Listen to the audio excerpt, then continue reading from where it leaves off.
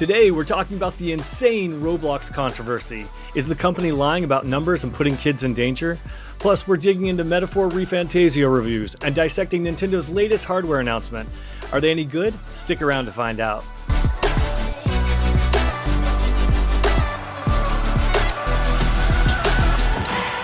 Welcome, friends, to this week's episode of Good Playing With You, the weekly gaming podcast. I'm Dan Whitehill, and as always, I'm joined by our Good Playing Good buddies, Matt Lord. Hey, how's it going? And Matt Maulding. Hey now.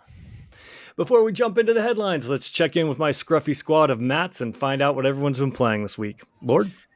Yep, it's been a busy week for me. I did a huge PC case swap, so everything went from this small little mini PC case to a larger one, which was a fun undertaking. I didn't realize it was going to be so much work. Otherwise, I may Pixar, it didn't happen. Pixar, it didn't happen. I want to see. I got to show you guys. It's pretty sweet. I'm really happy with the outcome, but wow. When I say that was a bit of that was like rebuilding the entire PC again, it really was. So lots of fun there and more CS2, you guys. Like, we're just like getting in. Like, I might as well just go like Major League Gaming at this point because it's getting serious out there and it feels good. Like, I'm loving that game right now. And then of course, Dan, I booted up some Mario Maker 2 last night to hunt down some Halloween levels to get in the Halloween spirit. And I had some luck. I tracked down 2. I will say, I think it's becoming a little more dry than the years prior, because back then you would go in, you would have no problem finding a Halloween level and it was super themed. But these are like really well done. I just love Mario Maker. Every time when I boot up that game and it's been a second, I realize this game is awesome. However, it does require Nintendo Online, and I didn't have a subscription going, so I had to buy it again, relink PayPal, a whole fiasco. So I'm sure it's only $20 for the year, right? Right. Nintendo Online. Yeah, at least it's super cheap. It's super cheap, but it's like at the same time, it's like, can't we just play this game for free? Yeah. Come on. Dan, have you played any since we last talked, or not quite yet? Not quite yet, but my goal is to get that article up this week, so I'm going to be jumping in, and I'm going to be paying for a new online because I'm going to be playing some Jamboree, but more on that in a minute. I don't mean to cut you off. Yeah, so no, that's been pretty much it, but I got to say, like, Mario Maker and just the creativity that's out there, I'm just blown away because I've tried to make some courses in the past, and when I'm saying these things are like preschool level that I am designing, I can barely even finish them. I think I'm halfway through. I'm like, I don't even want to like finish this up. So my whole thing is like, look, that's why I buy video games, because I expect other people to make levels for me. I don't want to have to do the work. Yeah, it was fun. It was a novel time. It was good. But really, I just play for the extra levels. Oh, I'm 100% on board with you there. But that's been it for my week. How about you guys? Maulding? I finished Zelda. I finished Echoes of Wisdom. So I finished the review today. So I've just got to do all the other stuff, record the audio and do all that fancy stuff. And I think I should probably have it done, maybe put up this weekend. So hopefully that will be all done. And I am, long story short, I'm very happy to be done playing the game. And I will leave it at that. And we just listen to my review or read my review, and you'll get what my thoughts on it. So, and of course, I did that, and then we should jump in on the pod next week. I'm really, I'm going to watch your review, as everyone should. Yeah. But then I'm sure going to have questions, so we'll touch on it next week as well. Absolutely. And then Overwatch and nursing still my sore thumb. And then hopefully I'm just gonna hope it heals up through prayer, and then we'll hope that's it, and I'll be back to normal soon. But I've basically just been taking some time off of Overwatch, and yeah, not a big gaming week for me this week.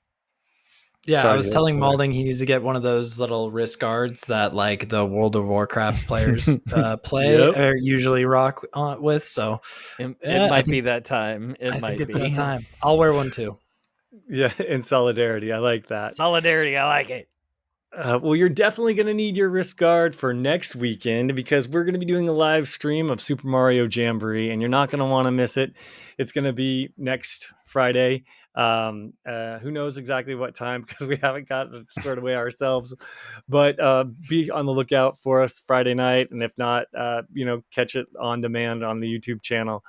Because we're three of us will be going head to head, put the smack down in the brand new Mario Party game and finding out who comes out on top. I can't wait for Birdo to beat you two again, beat you two into the ground. Things are coming up, Birdo. I need to redeem myself. Up, I'm not playing Waluigi. Like, F that dude. He is cursed. I am switching it up. I'm gonna be like, what? Who should I be? What's the consensus here? You're gonna be they're not ghost ones because they don't have legs, so they don't touch the ground, so you can't tell in platforming sections. That's always been a pro tip. Yeah.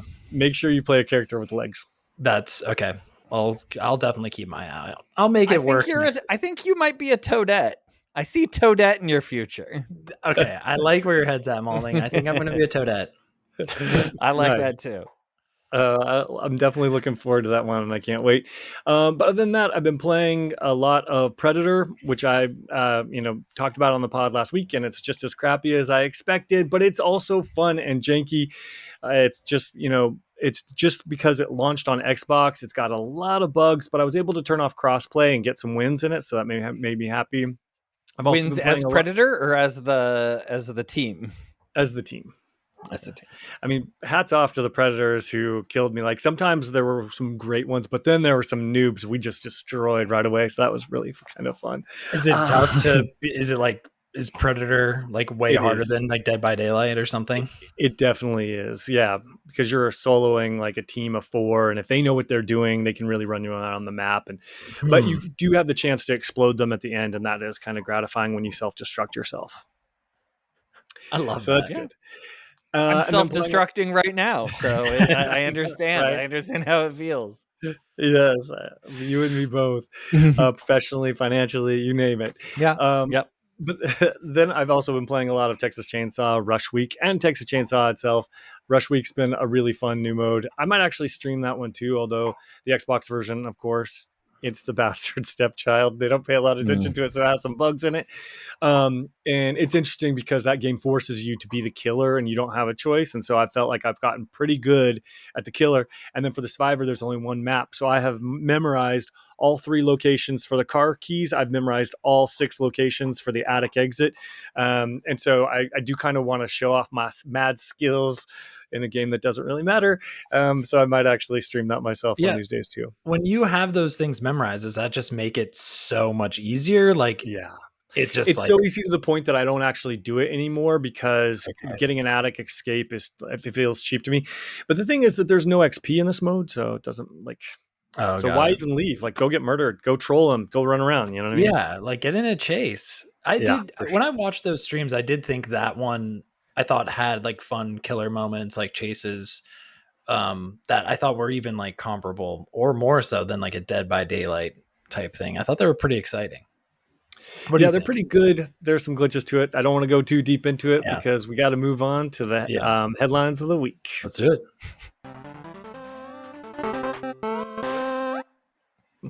All right. First off, Roblox. Have you guys heard about this story? It's crazy.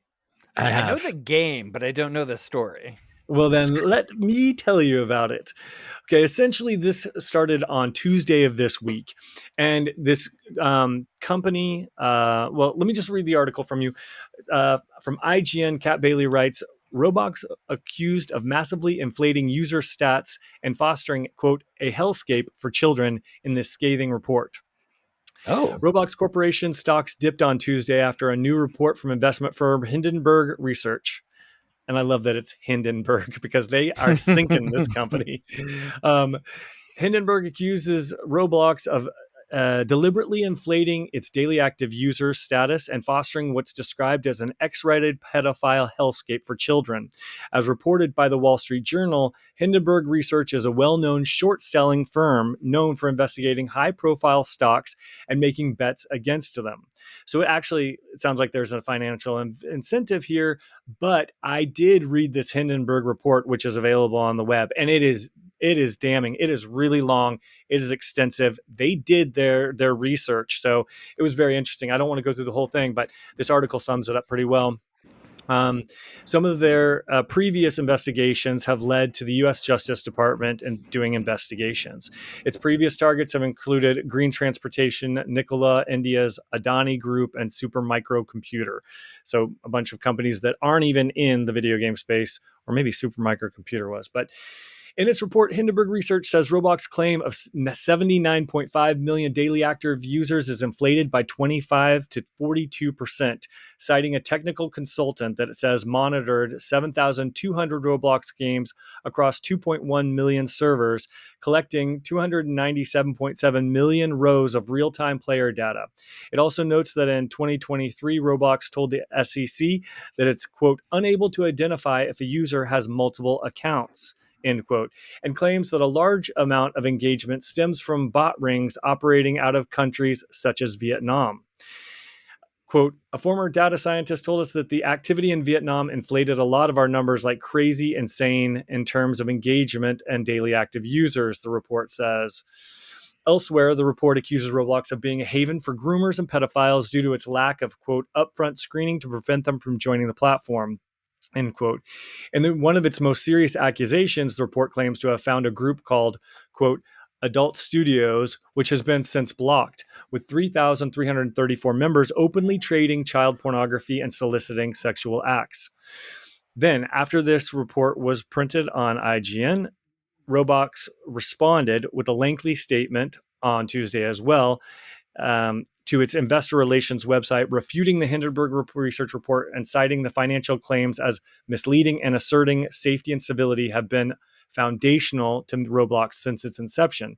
Quote, every day, tens of millions of users of all age have safe and positive experiences on Roblox, abiding by the company's community standards, end quote, the company said.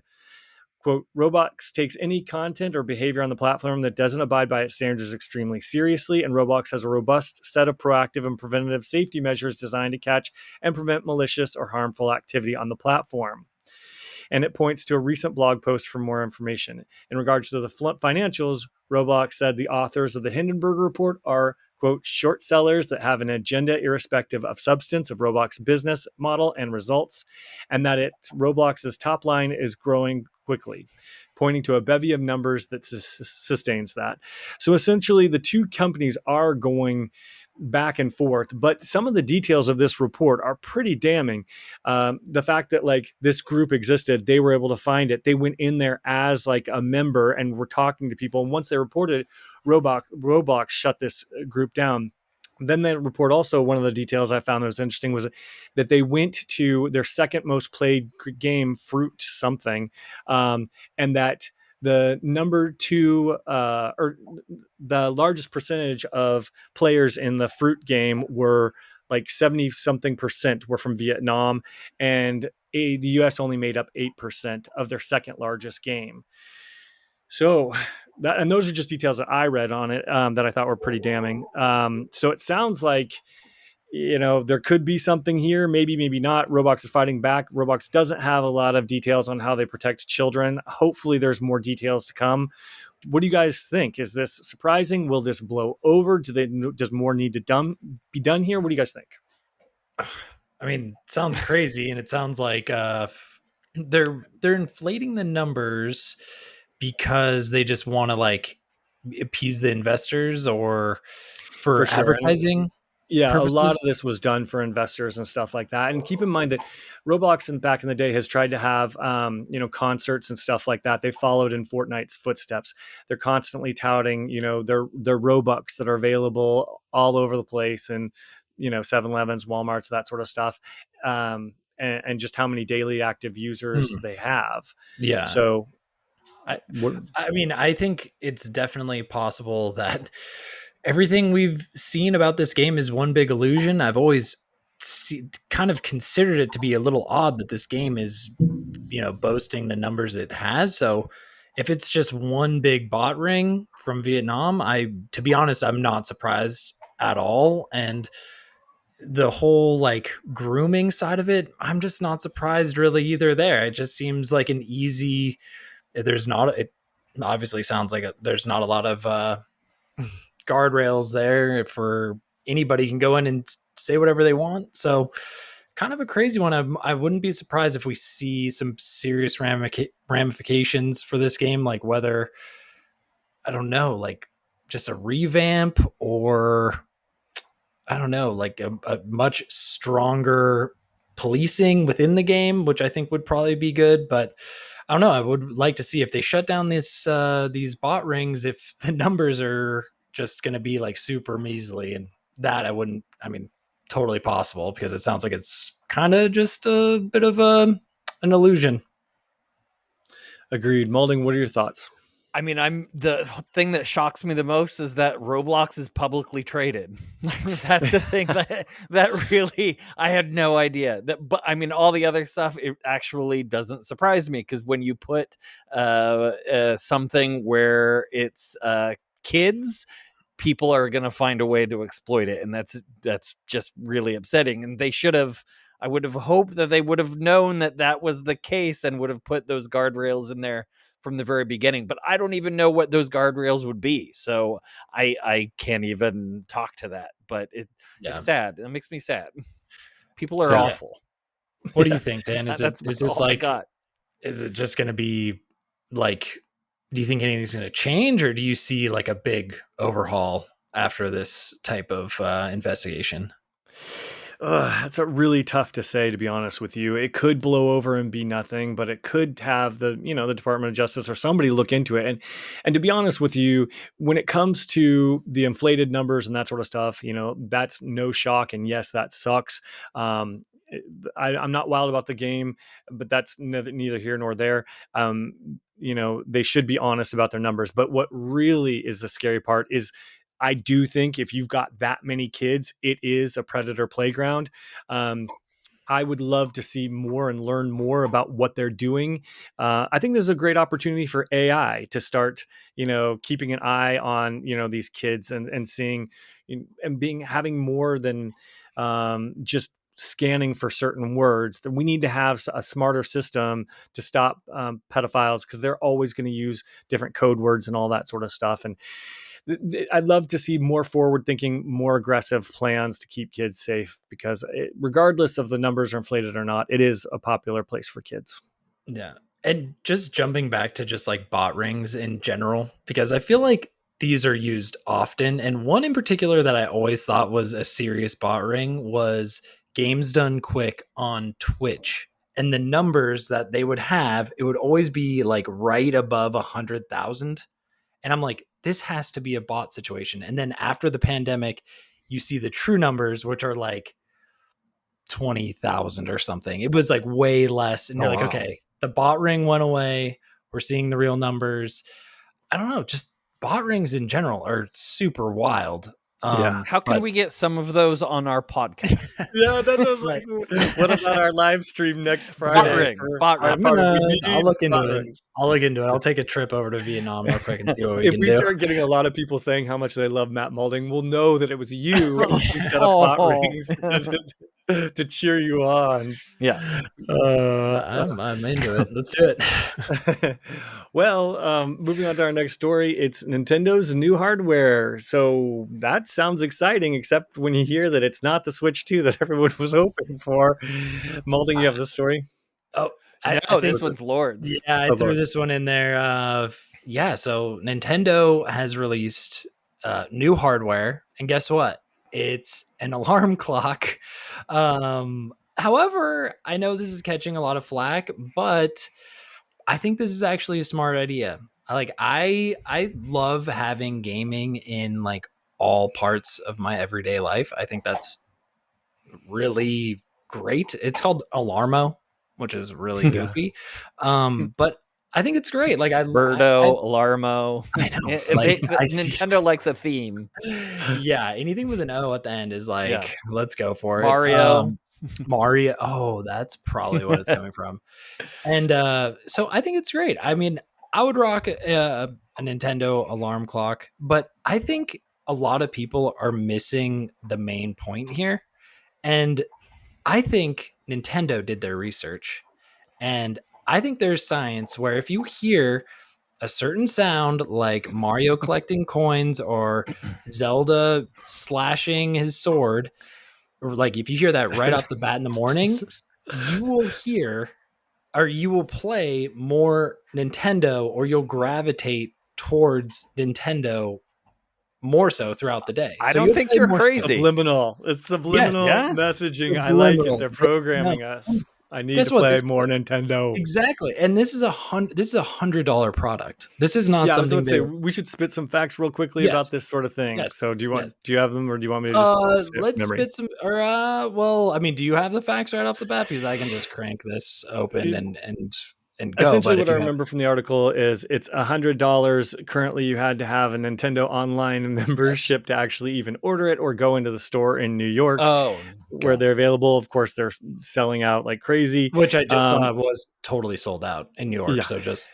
don't go So there. there are themes on this thing. So I can read and those download video more games themes right now, real Go for it. fast. So we have Mario Odyssey, Breath of the Wild, Splatoon 3, Pikmin 4, and Ring Fit Adventure, which I find to be super rando.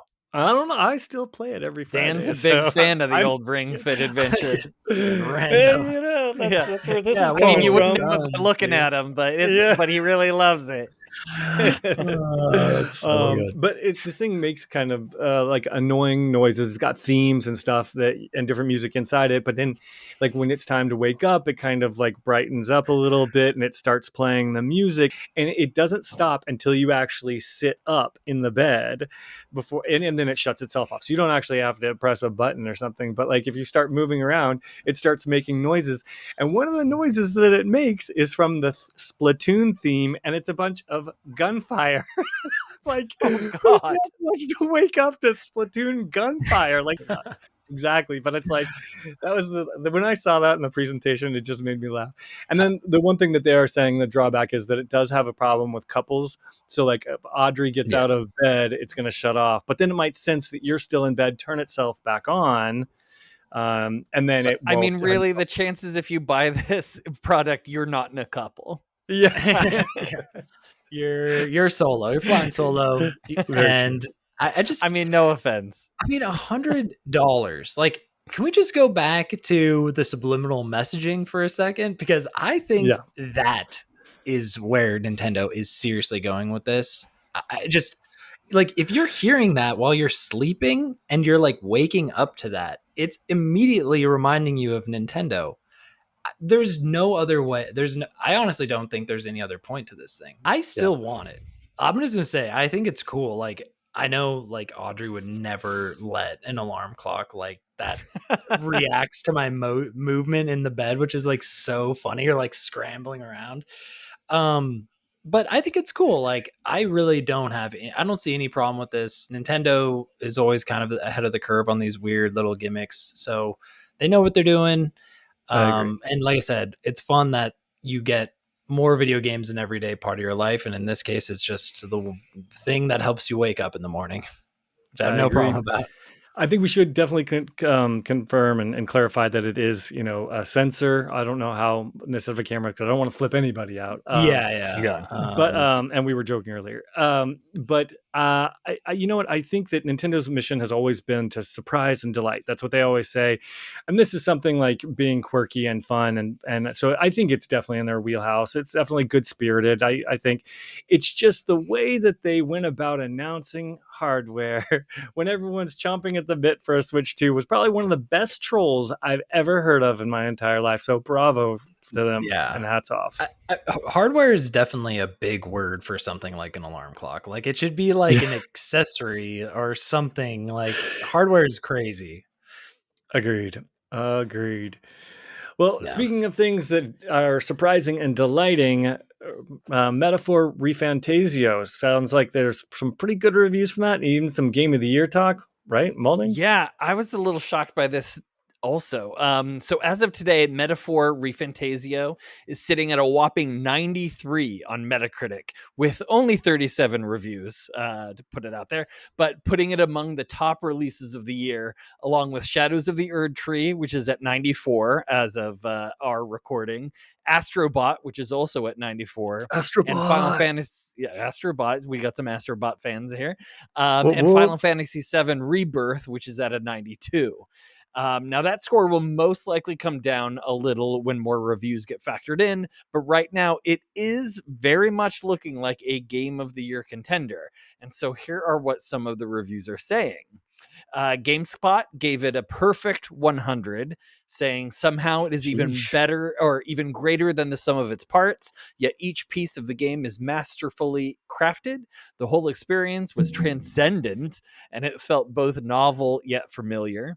Games Radar gave it a 90, saying it is a triumphant evolution of Atlas's best and offers a gripping new story supplemented by a lovable cast, dungeons begging to be explored, and a gorgeous art direction that makes you feel like you're wandering the pages of a fairy tale book, although it takes a while to reach its greatest heights.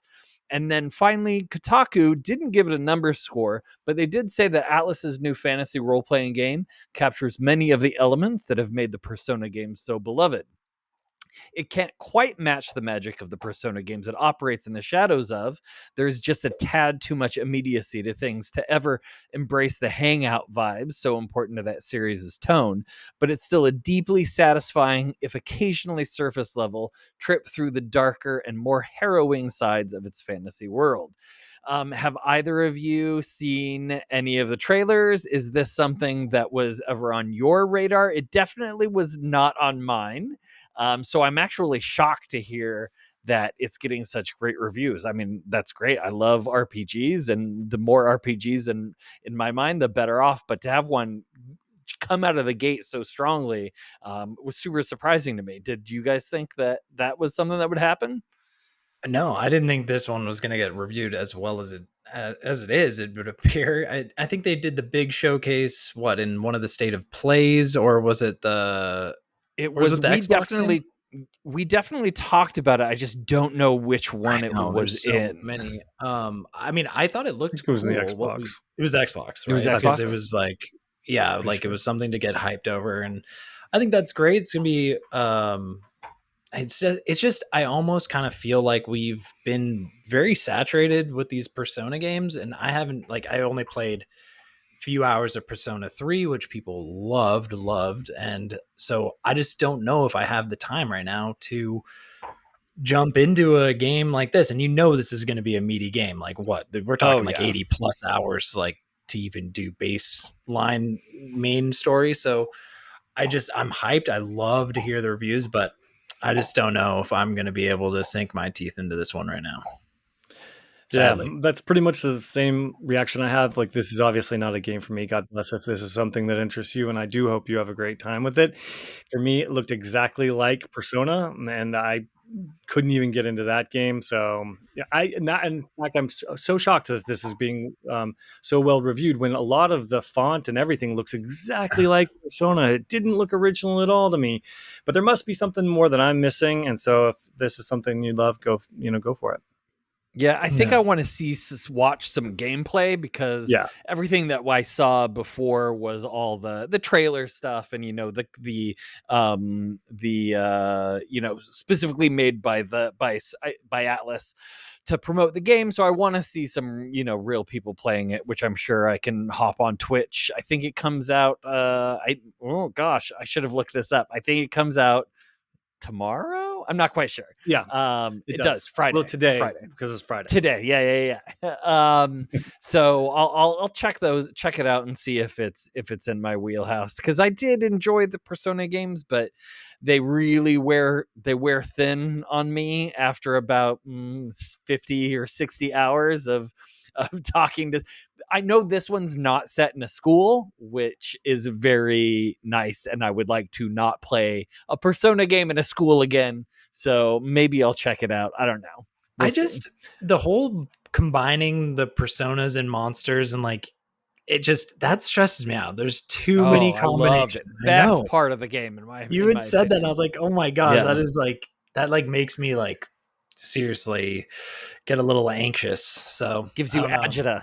Yeah, agita big time. So I think I'm gonna, probably sit this one out. But Maulding, if you snag it, I definitely want to get a full. Yeah, take I mean, gosh, I don't know. With those reviews, I don't want to miss out on something that's so good. But I still haven't played Shadows of the Erd Tree yet, so maybe I should do that first before I jump into something like this. Speaking of games that are just getting reviewed really well, Silent Hill 2 reboot is doing well, and I'm kind of hankering to get my hands on that game too, which is just for Halloween purposes. I know I don't need a new game right now, but that's the type of game that I'm like, oof, maybe I should pick it up. You never know if I could find a physical copy somewhere. Yeah, right. Let's. I mean, I can look on Metacritic right now to see what it is. What Silent Hill is. This is the Silent Hill 2 remake. Exactly. Remake. Let's see where that's sitting at right now. It's sitting in at 86. Yeah, not bad. So people are loving that one too. I know. Looks great. I can't wait. I want to play that one too. So I just had to throw that out there because I feel like one kind of snuck in. It didn't even like realize it had dropped, and then I'm like, okay, this is too good to miss. So I'll probably pick that up at some point before Halloween's come and gone, and then live stream it. There you go. Well, speaking of games that you might not be able to pick up anymore, is LittleBigPlanet 3. That's a little bit crazy. Yeah, Lord, this was something you were talking about. Yeah, out of nowhere, Sony is just like, we're gonna scrub LittleBigPlanet 3, and you're not gonna be able to buy it on their digital platform, the PS. Just their PlayStation Store it's gonna be gone permanently. October 31st. Now we should clarify that it's not going to be, since I already have it downloaded, it's not going to be removed from my machine. And if you have a digital license on it, you do still get to keep it. Yes. But it will no longer be made for sale going forward. Yes. And this is like it kind of is a separate issue because I know we've touched on just digital like licensing and preservation. This is leaning more towards game preservation and what that looks like. And so this is coming from IGN, Wesley Yinpool. Sony has announced plans to pull LittleBigPlanet 3 from the PlayStation Store for good after years of insurmountable server issues caused by hackers. The PS4 version of LittleBigPlanet leaves the PlayStation Store permanently on October 31st with all its DLC going with it, Sony said. If it's worth noting that if you already own LittleBigPlanet 3 or buy it before October 31st, you can continue to play it after this point. Similarly, if you have downloaded LittleBigPlanet 3 via PlayStation Plus, you'll still be able to play it after October 31st. So I thought this was a very interesting story because I just think like hackers are allowed, like they are basically causing this game to come down from the digital store and players are not going to be able to play it. Like we're talking game preservation. We're moving towards an all digital future for gaming, and something as simple as just hackers messing with servers. This game is going to be no longer available unless you have a physical copy or you already purchased it. So anybody else who would want to play it in the future, guess what? You're not going to be able to get it digitally. And I know we've harped on this, but this one really struck a chord. I think this is a wild sign. I know a lot of places, like even Steam, they just came out and they were like, if you buy this game digitally, you're only getting a license to it. We can pull it, yada, yada. So this is going to be a topic that just continues to happen. I mean, what do you guys think? Are you in the same boat as me, feeling a little outrage? Where we stand with this one? No outrage. Oh, go ahead. Yeah. Well, I gotta say, I gotta call bullshit on this one. Hackers, really? That's our excuse? Are hackers really that concerned about LittleBigPlanet 3? There are a billion other games that they could set their sights on, and LittleBigPlanet 3, really, Sony? That's your That's the biggest load of bullshit. What's happening here is that it costs more to run these servers and they're not selling enough games to cover it. And so they've just decided to pull the plug, and they're being a little bit of, I think, being dishonest about it. I don't think it has to do with, hackers. They're trying to blame the players when really it's Sony's bottom line. So bullshit. Wow. I didn't even think about that. That's a good take. That's a really good take. Well said. I want to say that because I've never even heard of hackers on Little Big Planet 3. So just that alone is kind of a red flag. Maulding, what were you thinking? So here's my question. Why is there a server associated? Is this game a online multiplayer game? There are you can play with other people. And you can build levels and stuff. Gotcha. Yeah. So when this game, the servers are shut down, you can't play multiplayer with online people anymore, and you wouldn't be able to build these worlds or build these levels. Technically, you can build levels. You just can't upload them or download anybody else. Yeah, exactly. But you can keep them on your hard drive all you want. Right. Got and it. I think there are single player levels as well that you can just there's a whole little campaign and stuff. Yeah. I beat the whole shit. So why couldn't they just shut down the servers but still have the game be available to purchase without server capability? So that would be my first question. And then my second thing is I actually have to disagree. And even though I've raged on digital stuff in the past, this doesn't bother me at all. Games, there are games on the 360, like games that just are, actually Microsoft's really good with game preservation, so that's not a good comparison. But let's say games on the PlayStation 2 that you just can't get anymore, and that actually doesn't bother me so much. Like if it's an old game, like find a way to preserve it for some people to be able to have it, but to not sell it anymore, that doesn't really bother me so much, as long as you can still play it if you own it. And I think I have it back there actually. This is funny. Oh, nice.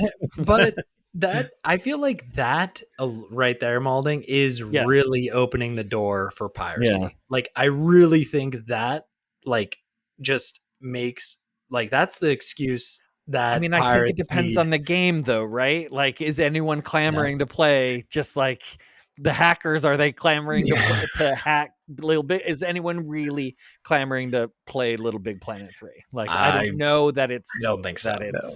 There. I don't think so. Yeah. I think it's okay to let. Yeah. Right. I think it's okay for some games to just go off into the sunset. As long as you have purchased it and can still buy it and can still play it, that's the line that I draw. Like, then there's a problem, but some games you can just let go. Right. It would be 10 times worse if they were scrubbing it from consoles. That would be an issue. It's a game you don't really care for. If you were like a Little Big Planet main and Sackboy was then I would have purchased it and I own it and I would be able to play it whenever I wanted to. But they're nerfing your game by removing the servers and everything online. Yeah, I don't play online with people anyway, so I wouldn't feel bad. Like if you imagine if you were you put all your eggs into creating levels for Little Big Planet 3, and there's people out here there that did it, and so they are about to get their game completely wiped. And the servers definitely. Well, kids, get ready for disappointment. The world is a tough place. That's what I would say. Yeah, they definitely. Maybe you shouldn't spend so much time and effort into Little Big Planet 3. I see what you mean, that it's like because it's a game that I don't really care about. That's why I'm a little callous towards it. I totally understand that. But also, it's like we can't have everything all the time. But so some things have to go. Made a good point. Sackboy was the face of PlayStation. Oh, absolutely. Before Astrobot. So this isn't just a small little game. Like Little Big Planet, I consider to be like one of their mainstay franchises. So to hear them removing the game, that's that was a shocker to hear that. What do you think, Dan? Am I blowing this out of proportion on that? Look, I don't think Media Molecule, the studio that created it, ever hit the highs that it had back on the PlayStation 3. I'm guessing that I'm probably the only person who bought the Little Big Planet Adventures, and I've got that back there as well. And that one probably didn't sell very much. I'm guessing 3 doesn't sell anymore. They want to Media Molecule to focus on other things. They probably sunset Sackboy. They've got their new mascot now in Astrobot, and I think they're just like, all right, on to the next. Good point. And speaking of, on to the next, we should jump into our listener emails of the week. So the listener emails and the questions we have this week are all movie themed, and that was something that Lord started. So Lord, why don't you kick us off? Yeah, for sure. What do you guys think is the best video game adapted movie?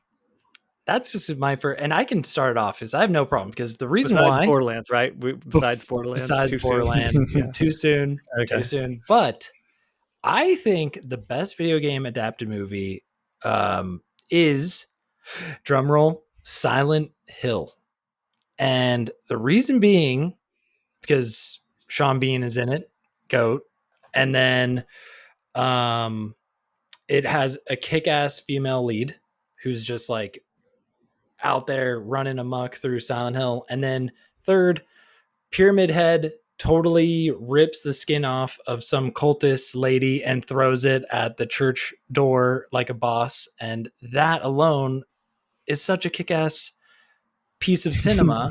I just love that whole movie. Like, really captured the vibe of Silent Hill. And I know, like we had just said, that game just came out. I think of any video game movies, that one is the one to watch. I think it is actually pretty scary too.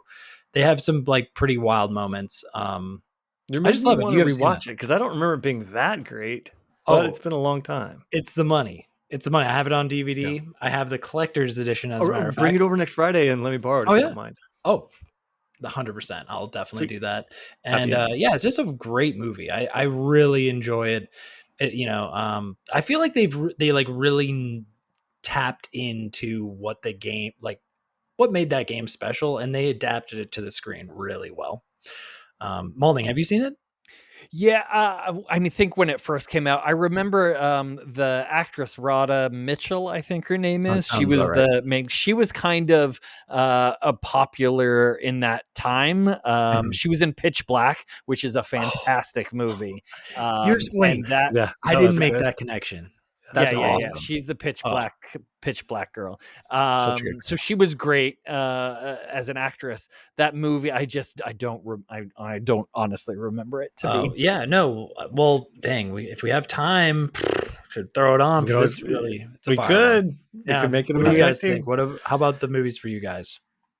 So mine, I immediately, for me, it's the original Mortal Kombat from 1995. This movie blew me away. One, soundtrack, phenomenal. Like my peanut brain was blown away by that techno. And it was the first movie that I remember seeing, and I know there's lots of other kung fu movies and stuff that did this previous, but it was the first movie that I remember seeing where the fights, it wasn't just the heroes taking punches and being okay, it was blocking, it was lots of like throwing, it was this kind of fight style that I don't remember having seen before, and it was just a really fun movie. Now, take this with a grain of salt because I have not seen it in a very long time, so I can't remember how it holds up. This is just you're making me want to watch it too. Yeah, it was, but it was such a great experience for me. I came out when I was in high school. I remember going to see it with my friends, and so I have great memories associated with it. So that's my take for my first one.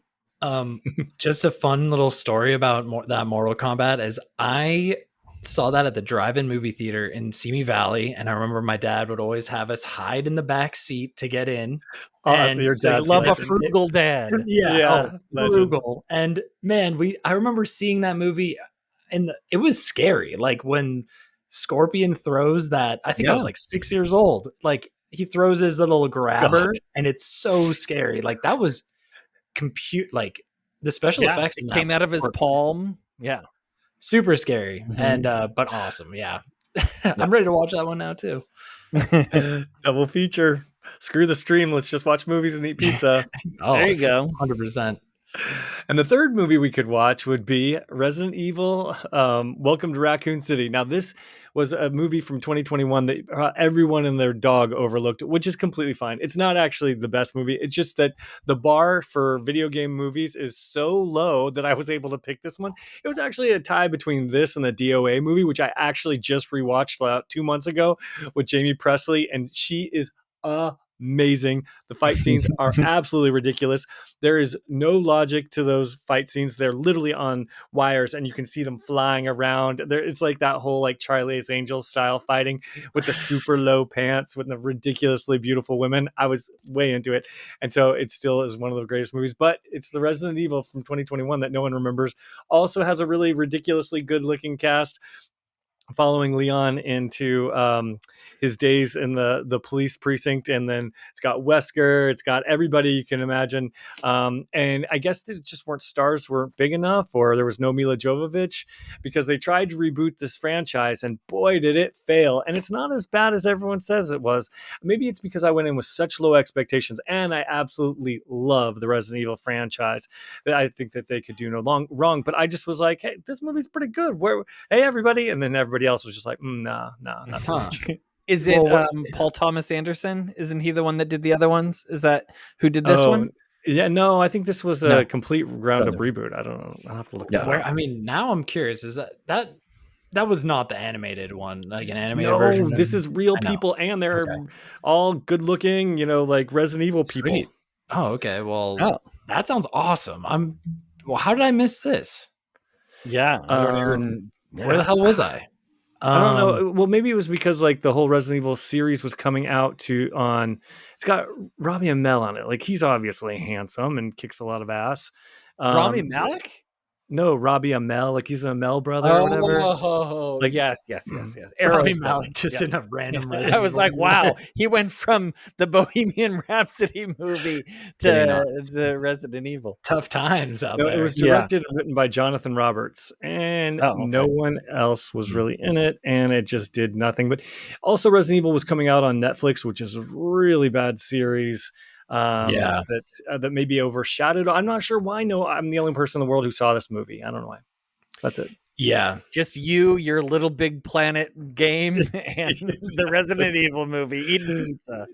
Yep, exactly. No, those are good. Those are good. You guys, all right? Now I'm all hyped. Let's go. Okay, but now I want to know what is the worst video game movie that you guys have ever seen? Okay, and there's a lot to choose from.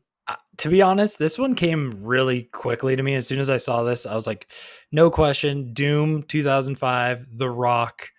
I don't think they locked in any of the source material, like how I was saying with Silent Hill really capturing the essence of what made that game great.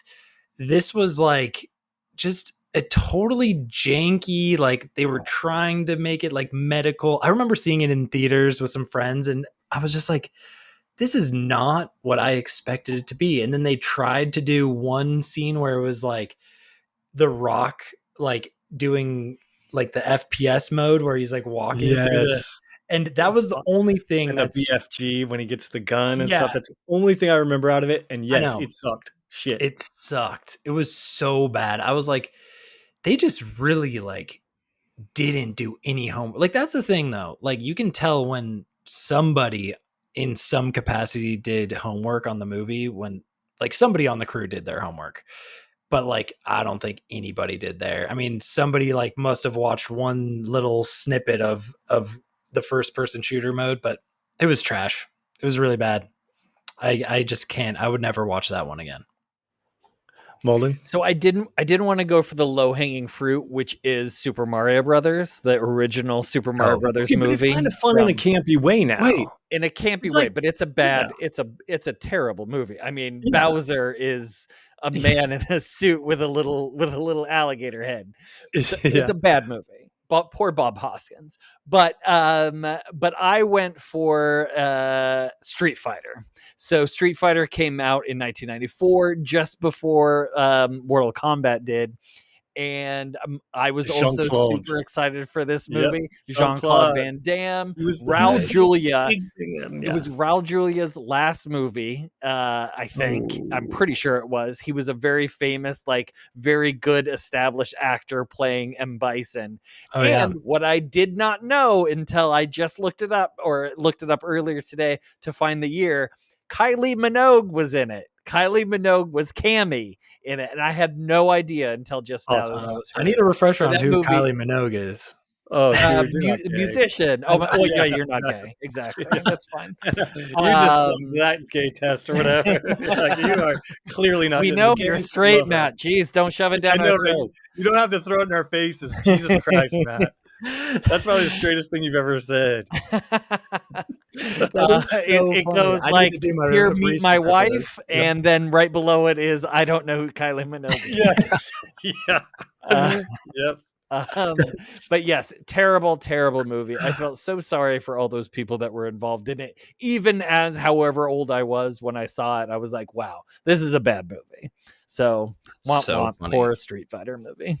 I agree. I thought it was really bad in my like little kid memory, and I just remember being Jean-Claude. Why Jean-Claude? Like, I felt let down because he was my action hero, and I thought he was so Guile. cool. Yeah. Couldn't that be any cooler? I'm pretty sure I got stuffed in the back seat going to the drive-in movie theater for that one as well. And I honestly thought you got stuffed in the back seat. Maybe you weren't straight. That movie is like kind of in my mind, like it kind of was sweet. I don't know. I thought that movie kind of was awesome. Like maybe I just have a weird, like I remember when you were sitting too close to the exhaust fumes or something like, you know. Yeah, roll down the window, Dad. I just exactly. No, it was cool. Like M. Bison was in the. Did your parents smoke with the windows up in the car? Like that must have been it. Honestly, I just thought he was on that cool like platform thing, and I thought that just looked awesome. Like I have that in my mind. I'm like, okay, that was kind of a cool. Damn it, you guys are making me want to watch these movies again, even though they're bad too. I know. Well, I'll tell you one movie I'm definitely never watching again, and that's House of the Dead in 2003. Okay, this movie was directed by the infamous Uwe Boll. Now, see, I didn't know as a kid who Uwe Boll was because he went on to destroy a lot of other video game movies.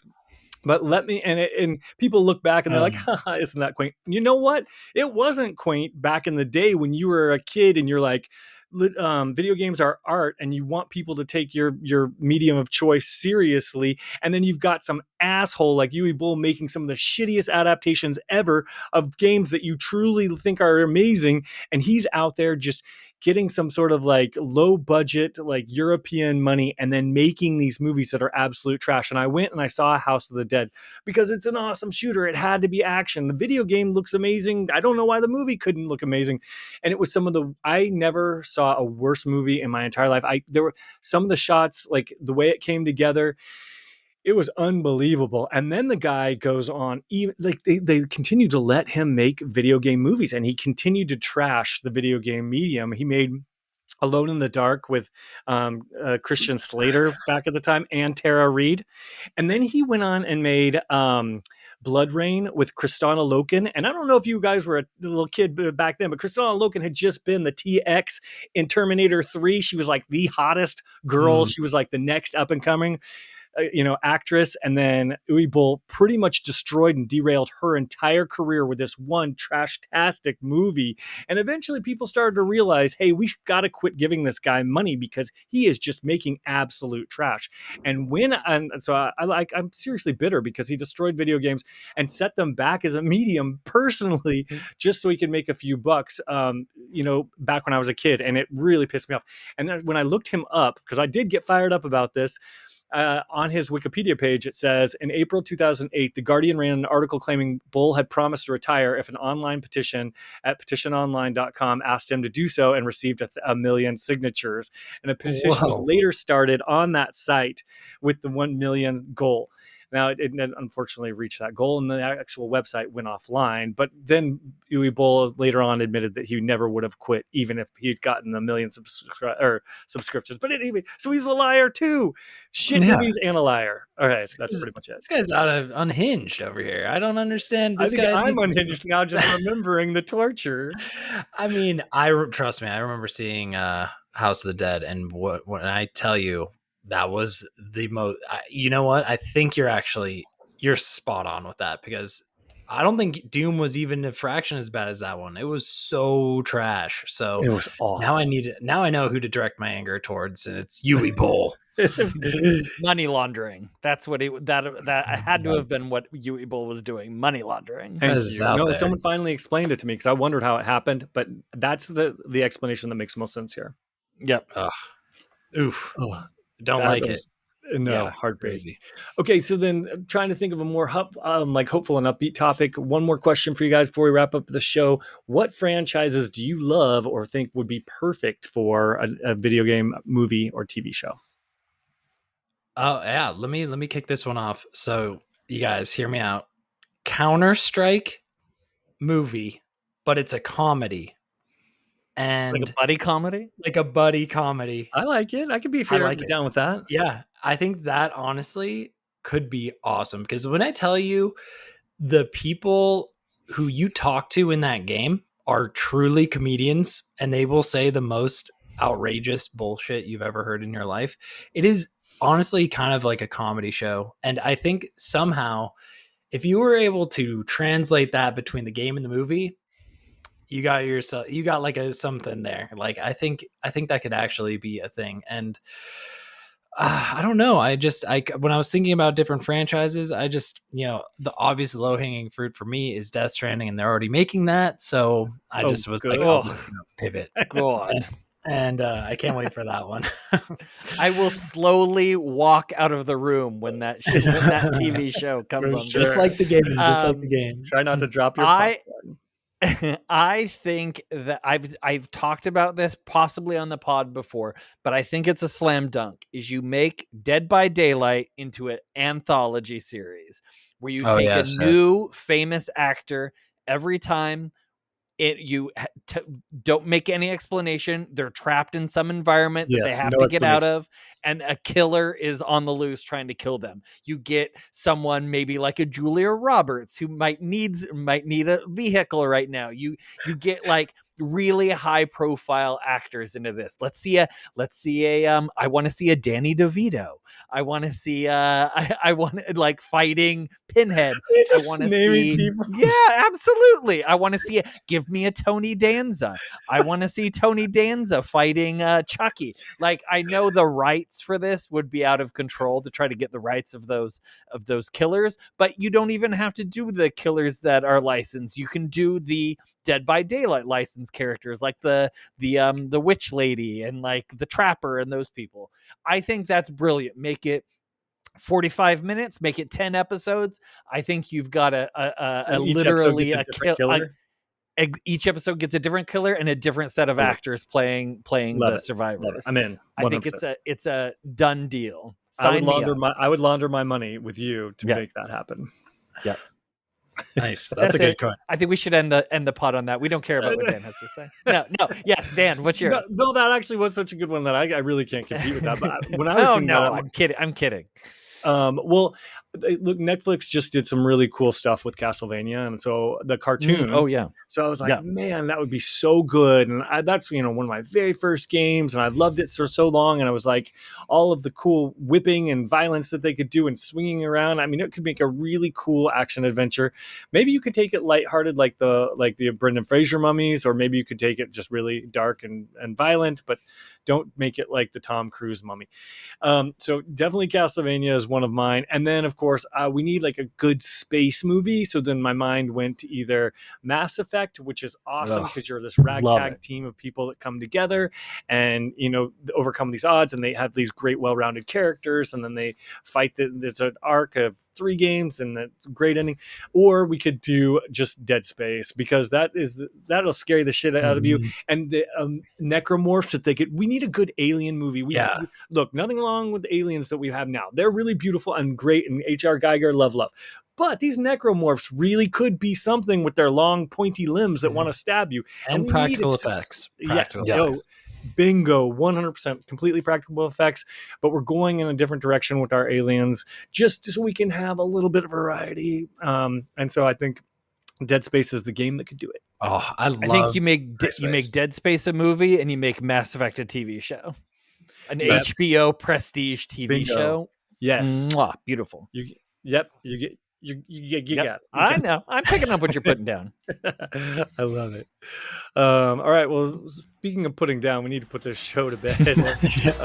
So please make sure as we wrap things up that you're subscribed to our socials and on YouTube, hit that like button too. And on behalf of a Good Playing With You crew, Matt Lord, Matt Maulding, myself, Dan Whitehill, have a great weekend. And as always, good playing with you. Good playing with you.